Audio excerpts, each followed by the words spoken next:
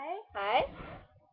Her er sådan 5 punkter på, hvordan du skal slå op en kæreste. Eller, ja. Og det første, det er, at hvis vi går i skole sammen, så skal du, hvis vi kan, skrive et brev, hvor i du skriver, at jeres forhold ikke holder mere, end skal tage det mere seriøst. Ellers så bare skulle det gå mere. Og punkt 2, Det er at sige det ansigt til ansigt, fordi altså, det synes jeg er den måde, man udtrykker sig bedst på. I at altså, andre ting, der kan man ikke sådan rigtig mærke ens følelser. ja så. Og punkt 3, det er skrivelsestanken, hvor I sådan uddøber rigtig godt. Det er jo sådan noget som, jeg vil sige, som særlinger gør. Men,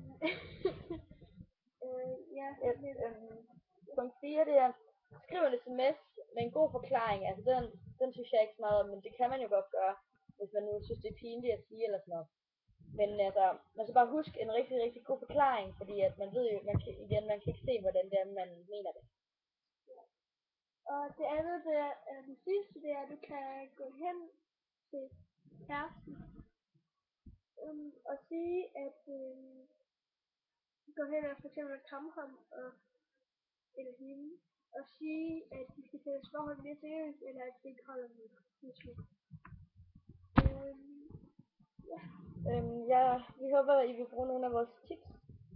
og like og subscribe og abonnere og kommentere. Hej. Hej.